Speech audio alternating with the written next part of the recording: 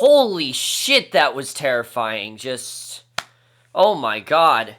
Hey guys, it's Kevin again. This is my review of Bates Motel, Season 4, Episode 8, Unfaithful, and damn what an episode this was. I mean, here's the thing. We are not even on the season finale, and this episode was crazy. It really was, and it really shows the last two episodes of the season are going to be insane. I know that's going to happen. I mean, we knew that was going to happen. We knew that the episode was only, as soon as Norman got back in that house last week, chaos was going to start, and it was only going to get worse, and you can definitely tell in this episode that is exactly what's going on. There were some crazy revelations in this episode, there were some crazy twists and turns in this episode, and especially that ending. Oh my god, I mean, you guys will see what I have to say about that. Probably the creepiest scene we have ever had in Bates Motel, in my opinion, but let's get into this episode. First of all, before I get into this episode, I do want to say this episode was directed by Freddie Highmore, and I'm actually really glad that he directed this episode, because one, it shows that he really understands the character of Norman Bates, and he really understands the purpose of the show.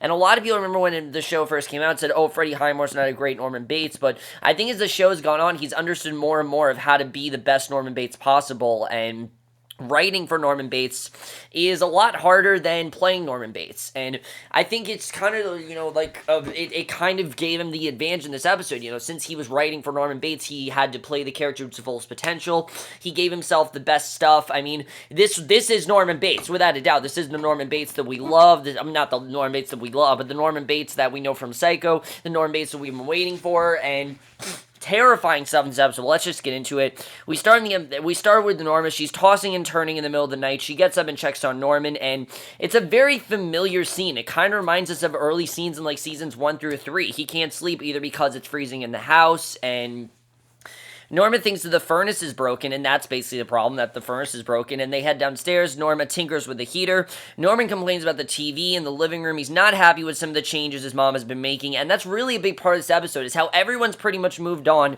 without Norman, and he cannot accept that, and he is not okay with that. He does not want them to move on. He wants things to remain the same, and obviously they're not. They're not going to remain the same way. Things are going to change, and Norman needs to accept that, but it's clear in this episode Norman does not want anything to change. He wants him and his mother to be stayed the same way. He wants, him and his mother and nobody else, and that's just really what you see here. So Norma tells Norman to go back to bed. They can't get the furnace relit. She's going to call a repairman in the morning because clearly this is a problem. Obviously, they need heat. They don't have heat right now. So Norman follows his mom back upstairs, gets in bed with her, which, again, I mean, we're reminded of those scenes where he literally got into bed with her, and again, he's getting into bed with her, and Norman asks his mom if she's happy that he's back, and she reassures him that she's thrilled, and you really can't tell if she's trying to put up an act for Norman by just calming herself down when really she's terrified of her son, or if she genuinely is happy that she's back. I mean, we know last week he basically convinced her that he's okay. He convinced her that he's okay. He convinced her that everything's fine. Now, I think she knows deep down that something is not okay with him. I think she knows that there definitely is something off about Norman, but I feel like she is trying to hide it, and that she really just trying to put this act for him because she really is terrified of her son. She knows that he can do anything at any moment. I really do think that she believes he's cured, though. I mean, we know that Norman says that he's cured, and we know that Norma does a very good job believing his lies, but at this point, I mean, does she really believe his lies? Is she really just trying to see if he really is cured? I mean, I couldn't really tell. That's the one thing of this episode, but I really do like that. I like that we couldn't really tell, is Norma actually sincere in that she's happy to see him back, or is she just putting up an act for him because she just doesn't know what to do and she just wants to be terrified because she really is scared of him? So in the morning, Romero calls in to check on Norma and Norman. She says that he's setting in just fine, but things are still a bit awkward because there's a lot of things that Norman doesn't know about. He does not know about Norma and Romero. He does not know about anything going on there. He does not know that they're married, and of course, he does not know that they're having sex. And obviously, there's a lot of things he needs to learn. She promises to sneak over and see Romero later, and Romero wants to know when she's going to tell Norman about them, and Norma says that the time just isn't right. This isn't the time to do it. They need to take their time with it, and eventually it will come out. And throughout this entire episode, what I love about Romero is that he's not just trying to push her into doing this because he wants Norman to reveal it. He's doing it because he really kind of wants to be a father figure for Norman. And we know that he thinks that Norman needs that father figure, but unfortunately, that's just not a realistic, that's just not a realistic reality. Even though I think Romero wants that to happen, that's just not going to happen. That world is completely unrealistic because we know how crazy and how erratic Norman is, and we also know that that he doesn't know what's going on with Romero and Norma right now. So things are relatively calm at this point. You can tell that obviously you know that things are going to get bad, but things at this point are kind of calm. So basically, meanwhile, Norman's feeling a little unwanted because his mom was using his room as a sewing room, and he grumbles that so much has changed since he was gone, and this really upsets him. Norman, you can see, is not okay with changes. He's someone that is not susceptible to change, and I like seeing that because we haven't really seen Norman like this before. I mean, things remained pretty much the same for Norman. It was always him and his mom. He always bonded with Norma. She was always there for him. And now that he's gone away, obviously Norma's had time to herself. And in that time, we know what Norma's been up to. And there's been a lot of stuff that Norma's been doing. And unfortunately, because of that, she's moved on without Norman, which is a good thing for her. She's wanted to move on. She deserves to move on. And obviously, Norman is not okay with this. He does not want his mother to move on. He wants her to remain the same, and he is not okay with her moving on without him. And I think you definitely get that sense in this episode. Again, very hard stuff to watch here. Definitely very hard stuff to watch. This entire episode is very hard to watch, without a doubt. And basically, we see Norman has questions about Romero staying there because obviously he wants to know why Romero's there. He doesn't know why. They sit down for breakfast and Norma awkwardly changes the subject because she doesn't want to talk about it. She knows that obviously what's going to happen. She knows that this is the one thing that she doesn't want to really bring up. And after she tells Norman that he should thank Romero for all that he has done for them. So it's a very awkward scene because you can tell that Norma really does want to tell him, but it's just not the time to do it. She can already tell that Norman's really upset and already is starting to get annoyed by change, and this is just going to annoy me even further, and she doesn't really know. Again, I think this really confirms that Norma does not think that Norman's fully okay. I think she thinks that he's going to go back, and that right now he thinks he's okay, but he could really just go back in any second, and I really think that that's what this is trying to show. So we see Rebecca at the airport. As we know, it would seem like Rebecca was leaving last week. We get a brief scene with her in this episode. She hands the attendant her ID. There seems to be a problem, and a DEA agent arrives, says that he needs to talk to her in private. Now, what this is about, I have no idea, but Rebecca, clearly, there's something going on with her. I don't know if there's like a corrupted ID or if she's gotten a fake ID. I'm not really sure, but something about Rebecca, I've never fully trusted her. I never have. I mean, yes, Rebecca was the one that always suspected that Romero killed Bob Paris, which, like I said, I do think that is going to come back up at some point. Honestly, it might not, though, because now we're so focused on Norman. I don't know if it's going to come back up. I feel like it will at some point, but I don't really know when. But Rebecca's still in the mix of things, and I don't really know what's going to happen here, what Rebecca did, but clearly she did do something, and I don't really know what that's about. So Norman visits Romero at the police station. Norman thanks Romero for everything he has done in helping him get to Pineview. And then Norman goes on to tell Romero that he can be done now. And Norman's going to get his own insurance and a new job. So he wants Romero to divorce his mother. He knows everything that's going on between Norma and Romero. And even though Norma didn't say, he knows everything that's going on there. And basically, he says that he literally says straight out, he wants him to divorce his mother. That he wants to get his own insurance and a new job. He wants to do this all on his own. And I like Romero saying, no, you don't have to do this. To him, again, he just wants to be the fatherly figure for Norman. But Norman, of course, doesn't want that. And Romero's obviously put off by this, the fact that, literally Norman is forcing him to do this. But he also kind of does this because he just feels that this is just Norman reacting. This is Norman not being okay with there being another man in his life. I mean, again, Norman's not used to really having, another man with Norma. He's not used to that. I mean, obviously, she hasn't really been this close with anyone before.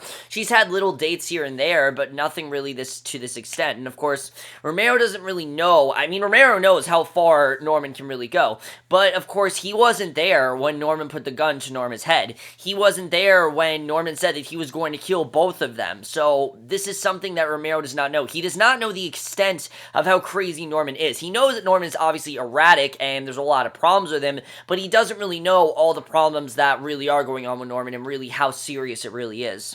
So he doesn't spill the beans, says that he and Norma are actually together now, and That's actually what's going on. They actually are together, and he doesn't. Obviously, the big thing they're not going to reveal is that they did have sex. That's the one thing they don't want to reveal to Norman, obviously, because it's a very awkward conversation to have. I mean, how do you just tell your son, "Oh, I had sex with this man that's just came into our life, and now he's married to us and everything"? I mean, it's a lot to get through, but you can tell that they really are trying to be gradual about it. But Norman just doesn't want them to be gradual. He knows everything that's going on. He doesn't need them to really tell him, but he pretty much knows everything, and it's very interesting to see what's going on there. So really crazy stuff.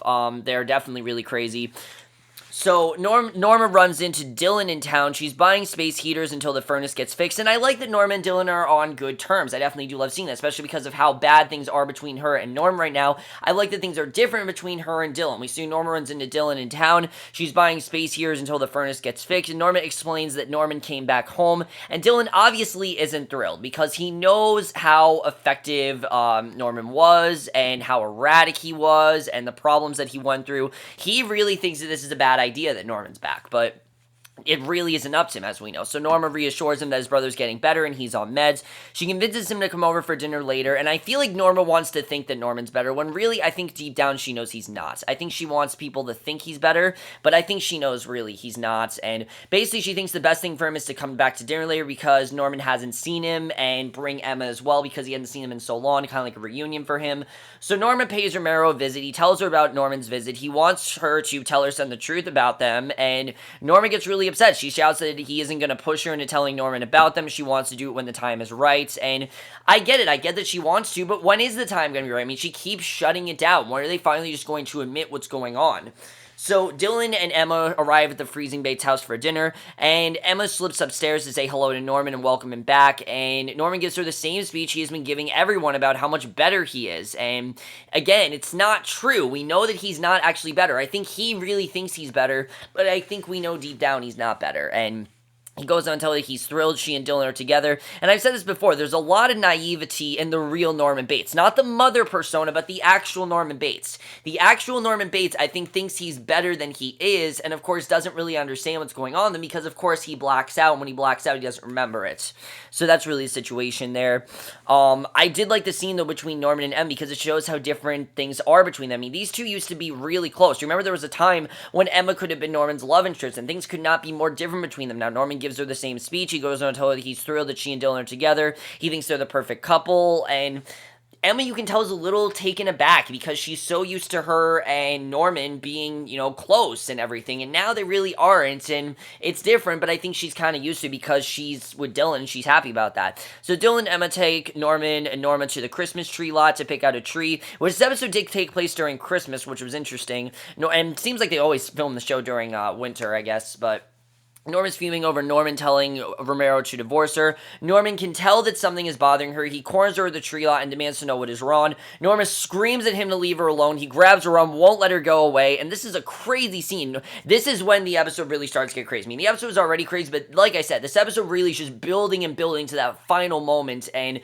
Norman thinks his mom has just been sleeping with Romero to get him health insurance, and that really is the only reason why. And Norma says that is not the case, that Romero's a good man and she likes him, and Norman doesn't take the news well. He throws up all over, just knowing that I think anyone really would do that. Anyone that would know that, you're having sex and things like that, hear the graphic details, but just knowing that his mother's having sex with another man, it irritates him and it irks him to the point where he just gags about it, and it's crazy to see the way that's done. But again, we know in Norman's mindset that Norma can't be with anyone but him. That's kind of how he sees it. So after Norman gets sick, Dylan and Emma take them home. Norman heads upstairs to recuperate. Norman sends Dylan and Emma on their way because she really doesn't want them involved with this. I mean, they haven't been involved with this. They've been away from the chaos. Keep them away. That's the best thing to do. And Norma tells Norman to come sleep in the motel with her because the house is freezing. They both get their own room. Norman's upset that he's still giving her the cold shoulder because he knows, again, that there is something going on. He clearly doesn't trust anything that she's really telling him at this point because he knows everything that's going on. So then we get the scene that really just changes everything here. I mean, things were already crazy in this episode, but this really sets the tone for how crazy these last two episodes are going to be. Romero stops by Norma's hotel room to check on her. She says that she told Norman the truth. She cries it was really hard for her, that she didn't really want to do it, and Romero comforts her while Norman watches from outside the window. He literally takes a knife, basically. He drills a hole into the wall, actually. He heads in the room next door so that he can listen to their entire conversation. Really creepy stuff. I mean, we are going like full-on psycho here. This was creepy as shit, but he's drilling a hole into the wall so that he can watch his mother and Romero have sex, and I love the way that they are doing these scenes. You know, the show really is supposed to get creepier and creepier, and that's exactly what Norman is. I mean, most of his scenes really nowadays don't seem very sincere, and that's the way, I love the way that Freddie Highmore directed these scenes, because you did get that creepy vibe from him. You did get that vibe that he's not okay, but in Norman's mind, this is perfectly fine. He's just looking on them and basically seeing them having sex, and he's literally watching them having sex, and we as viewers as well feel like we shouldn't be seeing this. It's really interesting the way that this was done. The way that Norman's seeing this, feels like we shouldn't be seeing this either, that this is just something that we shouldn't be seeing. It really was interesting the way they did that scene. I think that was incredible, and just really, really well done. I think Freddie Highmore really filmed that perfectly.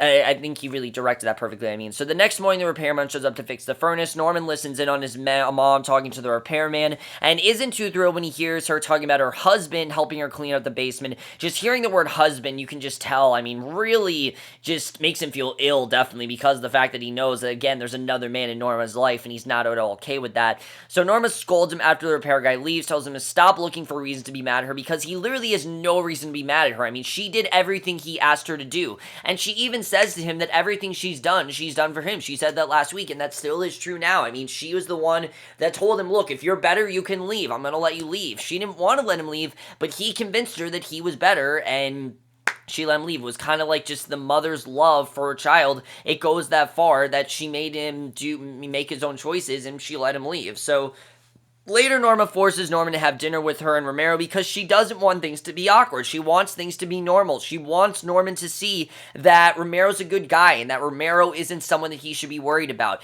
But of course, things all right away get very awkward. Norman puts his mother on the spot. He wants to know if they were on a sinking ship and she could only save one of them. Who would she choose? And this question that he's asking, I mean, these are very hard questions, but it's totally something that Norman would ask. Norman tells him that he's being ridiculous. He starts screaming at his mother that she's a hypocrite and she will never find a love between anyone else like she has with him, and it's crazy. She shouts back at him that she's in love with Romero and he's just gonna have to deal with it. And I love that she says straight out, look, I am in love with Romero. You're gonna have to deal with this. You're just going to have to acclimate to this. I know it's been hard for you, but you need to move on and you need to realize that I can be in love with someone else, because again, in Norman's mind, she can't be with anyone else. But of course, you know, that's not true. She is allowed to be with other people, and Norman should let her be with other people. It's really creepy he doesn't let her be with other people. It really is weird. So Norman runs off, and Romero does probably the worst thing he could do. But of course, in Romero's mind, he's not really thinking this is a bad thing. He thinks the best thing to do is to go talk to him and talk some sense into him. Basically, to show, I think, two things. One, that he genuinely cares about Norman, that he does want to help him.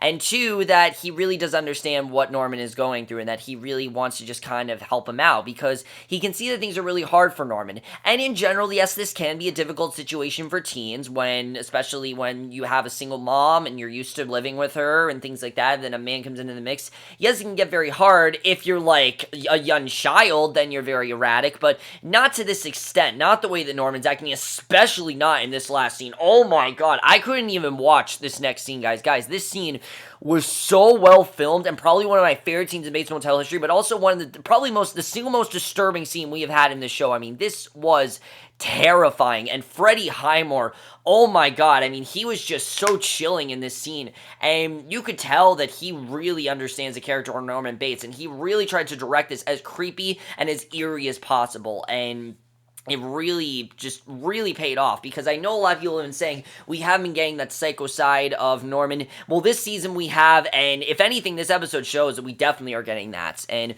basically, this isn't the Norma personality. This is the regular Norman. Basically, we see Romero chases after him to try and talk some sense to him, and he finds Norman out back wielding an axe. He's literally just chopping wood, and he looks as if he's going to attack Romero, and basically he just keeps chopping wood. He's not listening, and Romero's trying to get through to him, saying, you know, to just put down, and he's literally screaming at Norman, put it down, put it down. I thought I was gonna have to, like, call the police or something, but as this is going on, we see Norman, he's holding the axe literally right to Romero, and Romero gets terrified. He starts obviously running away, and I literally thought in this scene, holy shit, he's gonna kill Romero. I really thought that was gonna happen. The way this was done, Norman had the perfect opportunity to do that. I really thought he was just gonna chop off his head, but obviously Romero knows he's gonna do that. Romero knows what's going on. Norman just starts breaking things. He literally starts breaking the axe, and he starts smashing the shed with the axe and screaming, "I hate you," and this obviously terrifies Romero. He runs away. He gets away from Norman.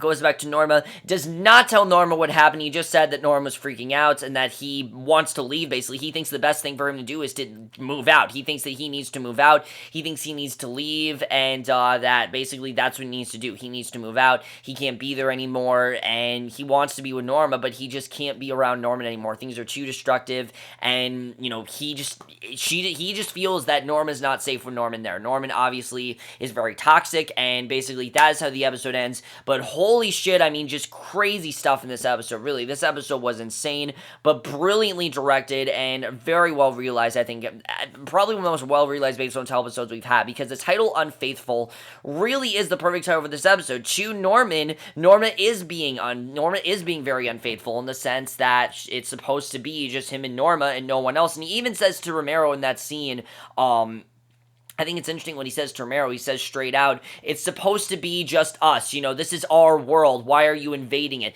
That's how it really is to Norman. And he's not wrong. It is supposed to be just him and Norma. That's how things are supposed to be, obviously. In Norman's mind, that's how it's supposed to be. And in general, that is how their life is going to go. Norma, the saddest part of this is that Norma can't have anyone else. Even though and the thing is, she genuinely loves Romero. This is not her trying to protect herself from Norman. That's not what she's with Romero. No, she's fallen in love with Romero. This is a man that she truly loves, and she does want him to be in Norman's life, but he can't be in Norman's life, and I think he can't even be around them anymore, because he's gonna get terrified, and I don't know. I mean, I don't know if Norman's gonna end up killing him. I think that has to be the way to go, because again, we know the story of Psycho, that Norman finds his mother and another man having sex, and he kills the man, and that's how he killed Norma, so I feel like that's definitely is going to happen. But Romero's days are numbered, definitely. Romero's dying this season. I do not see him getting out of this, but this was such a crazy episode. Is Romero going to tell Norma what's going on? I mean, he basically says in the promo what happened, so I'm sure he's going to tell her what's going on. And it looks like next week he wants to convince Norma to get Norman help, but what is she going to do? Check him back into the hospital? I mean, Edwards didn't really do much. I mean, Edwards kind of made Norman understand what he's going through, but other than that, I mean, Edwards told him he was free to leave. There's nothing really much that Edwards can do, and I feel like if she sent him back to Edwards, Norman's just going to kill Edwards anyway, so I really don't think things are going to end well if Norman just sends him back to the mental hospital, which I feel like is what she's going to try to do. We'll have to see what happens with that. Norma, I feel like, wants this reality where there is a life where Norman and Romero are in each other's lives and things are good there, but it's just not realistic. Romero is not a father figure for Norman, even though he wants to be, and I think he would be a great father figure if Norman was in the right state of mind. But Norman is no longer sane. Norman is no longer himself. Norman has lost it. Norman lost it a while ago. I think Norman lost it back once he killed Bradley. That was really when he realized, I'm going to forget who I am, and that is, from then, he's not been himself, and even though he is Norman right now, I feel like this is half Norman and half the mother persona, because half the mother persona, we know in his mind that the mother persona protects Norman, and that she's supposed to be there for Norman. I think Norman's really starting to think that the mother persona really is who Norma is, when in reality, that's not who Norma is. Norma does want to do things for herself. Norma doesn't make every decision based on Norman. Yes, she's very protective of her son, but what mother isn't? Every mother loves her son, but there really is no relationship truly like Norman and Norma. They are too close, and I think Norma knows that. And what I love here is that Norma is not, encouraging or endorsing any of this. She's not the one that's saying, oh, I want you to sleep in my bed. She's not the one that's telling Norman, she's not the one that's telling Norman to go after Romero. He's doing these things because he feels it's right to do, which obviously it's not right to do, but he has no one else to tell him that it's not right to do, and Norman can't really do anything about that. So it's a very interesting situation. I can't wait to see what happens with that. And as far as Dylan and Emma go, I'm glad they got away from the situation. I mean, they already weren't a part of it. I'm glad they got away. You can see that they really aren't a part of this anymore, and even though they once were, Dylan and Emma are kind of on their own side now. They're no longer a part of Norman and Norma's Norma's story, and Romero as well, and they kind of are doing their own thing, which I do like seeing. I'm looking forward to seeing where that's going to go. Rebecca, what's going on, Rebecca? I don't know really what's going on there. She had a fake ID, but clearly those police detectives suspect her of something, so they're not letting her get on that plane, so I don't know what's going to happen there. Does that have to do with Bob Paris? Are they going to find out what's going on with Bob Paris? Because I feel like it has to come up at some point. I feel like by the end of the season, Romero will reveal that he did kill Bob Paris. I feel like it just has to happen. But is Romero going to be able to do that without dying? Because I really do think Romero's going to die. I mean, Norman was very close to killing him with that axe. He literally just missed him, and I think if Romero had not run fast enough, he probably would have gotten his head off. He really would have, because Norman wanted to kill him. I mean, there was no doubt about it. Norman wanted to kill him in that scene. Norman wanted Romero's blood to spread, and he wanted to end his life. He didn't care that this was someone that Norma cares about, and it really shows how selfish Norman really is. I mean, in his world, he can't be with anyone. Norma can't be with anyone, and this isn't something that she's made a decision on herself. This isn't in protecting his mother. I think he thinks he's doing that, but obviously he's being very selfish, and it's crazy to see the way that was done. I mean, it really is just, it's getting worse and worse. It really is. And Dylan really was right. Norman's not better. And I think Dylan knew Norman wasn't better. But Norman, of course, convinced Norma that he's better. And now Norma has to face those consequences and realize that the man that she's, her son that she's now brought back is not the same son that she had, 3 years ago. This is a completely different Norman. This Norman is a lot more erratic. He's a lot more destructive. And he's a lot more toxic than she remembers. And we definitely do get that sense here. I have no idea what's going to happen in these last 2 episodes. I really don't. And I like that. I like that uncertainty. I don't want to know what's going on. It looks creepy as shit. I don't really know where we go from here, but next week's episode looks really crazy. I don't know what's going to happen in these last 2 episodes, but honestly, I'm kind of scared. I mean, after this episode, I really don't see things going well. People are going to die. There's going to be a lot of sadness, and especially for Norma. I think Norma really was hoping that she could have a life where she still had Romero and Norman, but I think she's very slowly going to realize that Romero does not belong in her world, that Romero can't be in this world that Norman has created, because Norman's created this world that's just him and Norma, and Romero is invading his world, and because of that, Romero has to go, and Romero's going to die. I definitely think he's going to be a goner. Norma's got to die soon, too. I mean, I don't see her. I think she's going to get past this season, but next season I think is probably going to be the last season, and that's going to be where Norma dies. But I don't see Romero getting out of the season. There's no way, especially that whole scene with Norman. I just don't see how you can get out of that. I mean, Norman was literally so close to hacking off his head.